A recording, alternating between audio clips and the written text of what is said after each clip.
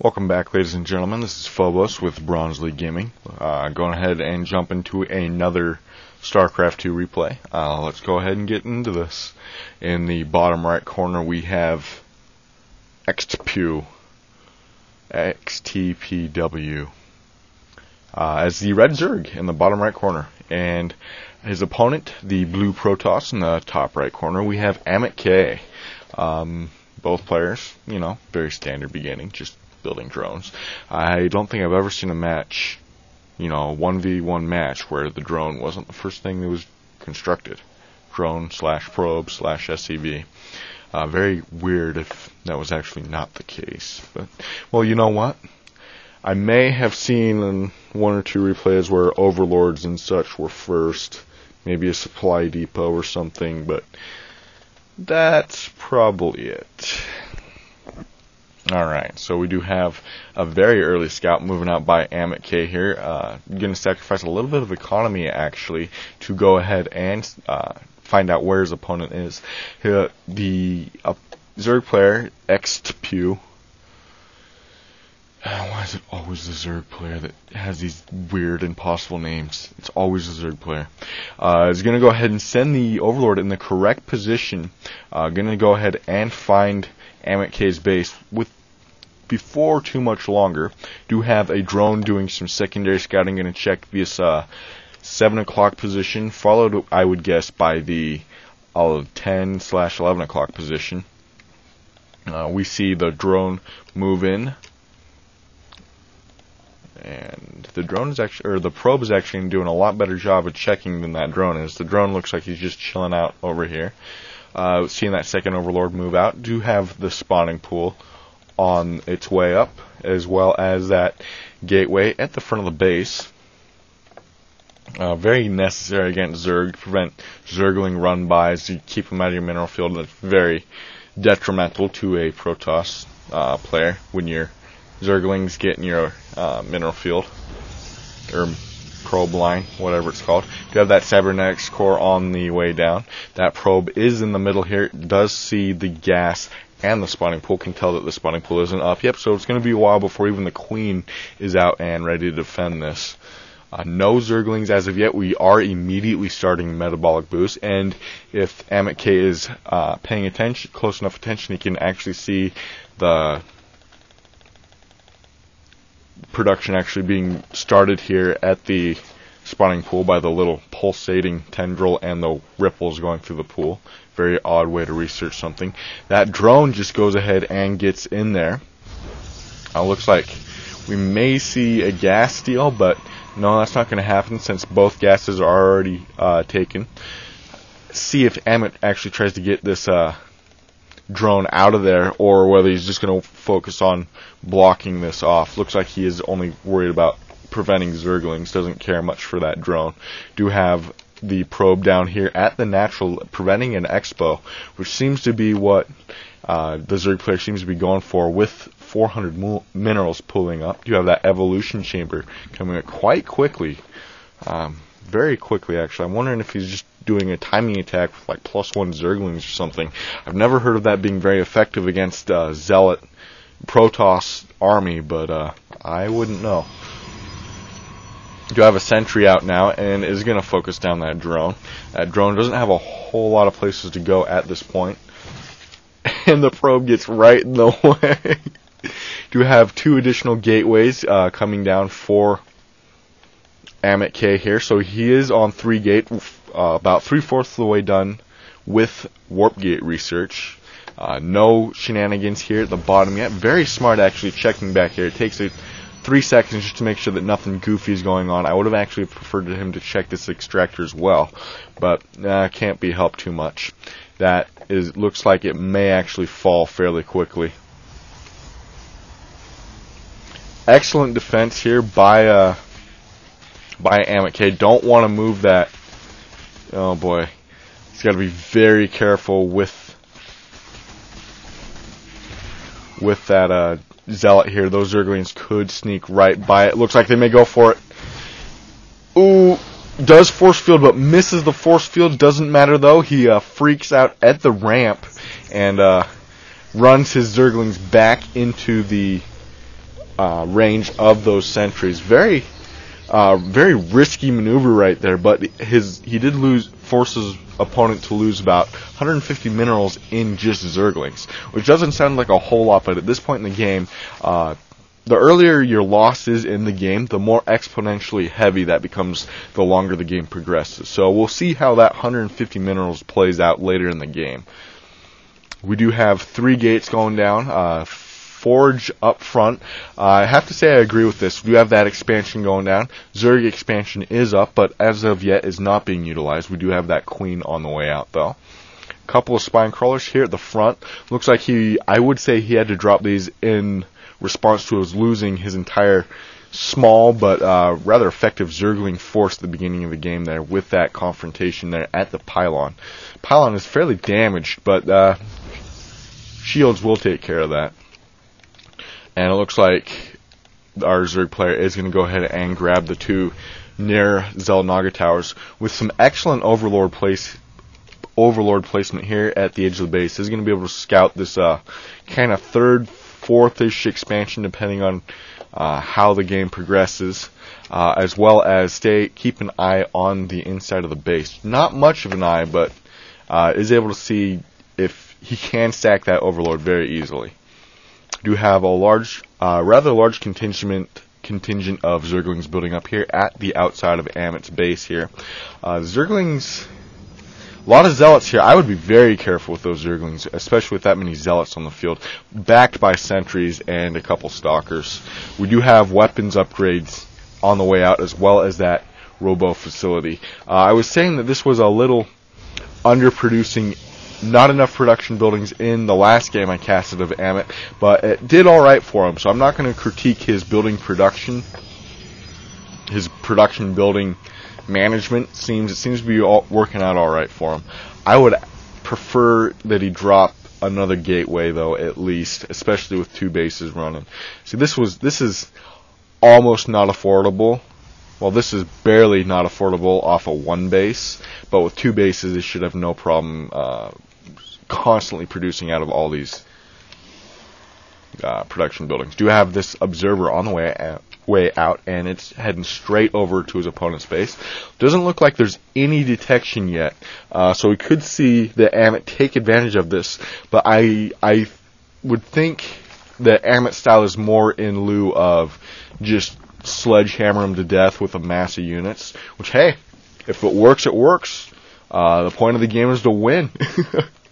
And you do what it takes to win, right? And he didn't scout the back of the base. Very, very telling. Is able to see what kind of tech his opponent is on here. He is on lair. But didn't see that spire, which I think is going to be a very big mistake. And it looks like the observer's actually heading home just in time to not see these Mutalisks. I think that's going to be very telling, but the Mutalisks may actually sweep right into the observer. There, if Amit is paying attention to his mini-map, he did see those Mutalisks, so he is going to start warping in quite a few Stalkers really quickly. He does have a lot of sentries, but they're very fragile units, and their shields do not do anything whatsoever to Mutalisks. So this could be very bad for Amit. Do have a series of Stalkers going in, so he is aware of that. Let's see if I am busy. There we go. And the Stalkers do intercept the... sorry about that distraction, guys. Do intercept the Mutalisks quite handily before they're able to fire anything more than 1 or 2 shots off. He needs to get Blink or something up on those Stalkers. Do have Robo Bay on the way out, though. Not where he wanted to put those Mutalisks. Did lose 1, almost 2 right there. Very not good. Not good for that Zerg player. He's invested quite a bit of minerals. Invested completely in this tech tree. Got air upgrades. Got everything. Invested an absolute ton of gas and handful of minerals in those Mutalisks, and they did not do jack squat. Kind of a risky maneuver, but with that warp gate technology, you can just warp in another round of Stalkers and protect your base. So I would say this foot push looks to be very potent. Looks like the Mutalisks are going to go in. They may get picked off by these Stalkers, though. Nope, looks like we're seeing a run by. And we're sending the entire forces, looks like, to kill an XP here. That XP is not a happy camper, and there's no cancellation, so it was a 300 mineral loss. It does tip the Zerg player off to that the most of Amit's forces are down here, out of the corner, out of the way, where they're not going to be able to do much. So we do see a counterattack going by with a massive Mutalisk. Does manage to knock out that pylon, which was the only pylon powering this warp gate. Colossus pops out just at the wrong time. Looks like we are going to lose that Colossus, especially to that many Mutalisks. It looks like they're reaching the magic number of those Mutalisks. They may be getting close to just not caring what they run into. Are taking some hits, though. A couple photon cannons look like they knock out a couple of those Mutalisks pretty quickly. Looks like we're seeing some more warp-ins. Those cannons are just out of range, though. And it looks like it's going to push those Mutalisks up and out of the base, though. Almost knocks out another one. And we have a major confrontation down at the Zerg player's base. Most of the Zealots look like they've been spent already. Sorry, I missed this. Most of the Zealots, or sentries, looks like they have casted their force field. Nice force field on the ramp, blocking off those 3 additional roaches. It's 3 roaches, but it's enough to turn the tide of battle. Very wise, choosing not to engage all those forces at once. Going to pick things out. Does knock out that Mutalisk. A couple of Mutalisks are very low health, but now that that force field is down, roaches continue to pour in, and there's just not enough Stalkers to deal with this many forces. It's got to be very careful with those Mutalisks, though, so that they don't pull ahead of the roaches and get sniped. Got to move these over, and they provide very good secondary support. A couple of photon cannons warping in, and this could be pretty bad for Amit. Chooses not to press the attack, which I think may have been a mistake in my opinion. This is when his opponent is weakest. As soon as those cannons pop, his defenses are going to be much more fortified, give him that much more time to continue to warp in Stalkers. Therefore, his opponent's going to continue to build strength the longer he holds off. We do see the Zerg player continue proceed back to his own base, hopefully to recuperate, regenerate. A lot of these roaches seem to have taken a couple hits. It's these Mutalisks, though, that are really hurt. Only 28 health on this one. But I don't see... We have a couple of Mutalisks on the way out again. So he's continuing to invest in that aerial tech tree that he decided to go with. Do have another queen on the way out of this lair. Looks like he's gearing up for a 3rd and double expanding to a 4th. Amit needs to be on top of this. Looks like we're going to see a trick come out of Amit's sleeve, going for a Dark Shrine. I have no idea where that's actually warping in. There it is. Alright. Dark Shrine, very back corner here, in between 2 pylons, or 2 bases here, with that photo cannon actually acting as defense. Not the most ideal place, in my opinion, because the Mutalisks are going to primarily want to target this mineral line. And very nasty pylon gets shut down, shuts quite a few buildings down here in the corner. A couple of Stalkers here look like they are probably going to be able to fend this off. Do have reinforcements holding out just in case. And 3 Stalkers is not enough to hold off 4 Mutalisks, but 6 Stalkers is going to push that Overlord back just a tad, and Amit needs to get on these expansions or he's going to get outclassed very quickly. His economy is just going to get outstripped at this point. We do see a 3rd base coming down for amitk here in the corner, directly opposing his opponent's 4th. This is Amit's 3rd, so he's got to be very careful about protecting this, because even with that up, he's still 1 base behind the Zerg player. Couple Colossi out for amitk now. We're continuing to see a lot of Zerglings, a lot of roaches stream in, but Amit is completely aware of this because he has an Zerber parked right in the middle of his Zerg opponent's base. Good creep spread starting to develop by Xtpw, or however he wants this pronounced. A lot of Zerglings moving out. Not something I really agree with. You only need a handful, 5-6 Zealots, especially with Colossi reinforcements. Not the best unit to be thrown at a Protoss army at this point. If there were only Stalkers, I would agree with this, but no, there's just too much variance for Zerglings to be extremely effective at this point in the game. Do have a ton of Corruptors on the way out. 7 Corruptors, maybe... That's probably a fairly decent number given the amount of Stalkers and the amount of Colossi. That's two things you have to really account for when you're building Corruptors against a Colossus-centric army is how quickly your Colossi are going to be focused down and what they're trying to focus down. So we have 3 Colossi against 7 stock Corruptors. But we have a whole lot of Stalker support. So either way, it really depends on positioning when and where these Colossi become relevant or not. And it looks like we have the Zerglings starting to move out. Just continuing that creep spread. I really gotta say that's probably a very smart move at this point in the game. A couple Dark Templar moving in. Needs to check these back expos. Does see this 3rd one. Not aware of that 4th one at all yet. Very smart move, continuing to keep them hidden and not attacking at this moment. And it looks like the Spire is going down. There is no detection in the area. No couple of Overseers. I think he's kind of tipping his hand rather early. I would start attacking with all these Dark Templar really quick, because as soon as one of them gets spotted, all he has to do is swing it around and he'll start focusing. Oh no, what are you doing? Oh jeez. Amit, what are you doing? Kill the Spire. Amit, no! No, that Queen's toast. But as soon as these pop, that Dark Templar's toast.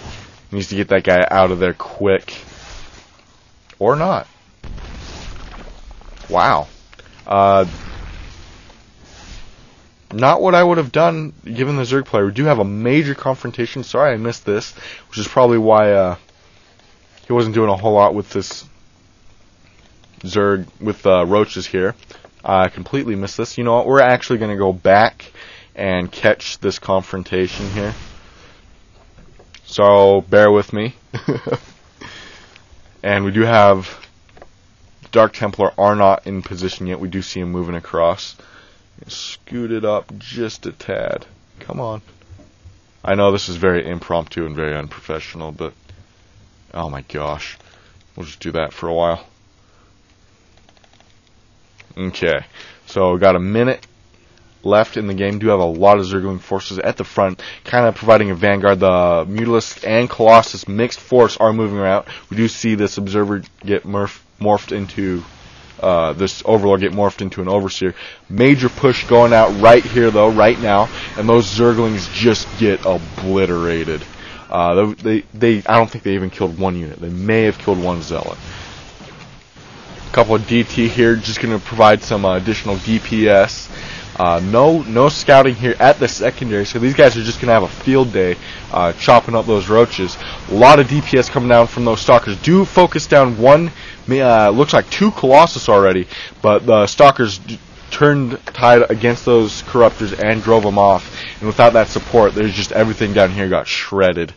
So that's what happened with that attack. Even though, jeez, that was a very abrupt turn in the game. Gotta hand it to amitk. He really knows when to push. I think that Dark Shrine really shook up his Zerg opponent here. I don't think he was ready to defend on so many fronts, especially against such a varied army. Zealots, which have pretty much been spent at this point, dealing with those roaches, but the Stalkers and the Colossi and the Dark Templar are very, very good. So I gotta hand it to Amit. Good job. Thanks for tuning in, everybody. This is Bronze League Gaming, and I am Phobos. Hopefully we'll catch you again. If you're interested in having one of your games casted, send it to BronzeLeaguePerspective@hotmail.com. Once again, that's BronzeLeaguePerspective@hotmail.com.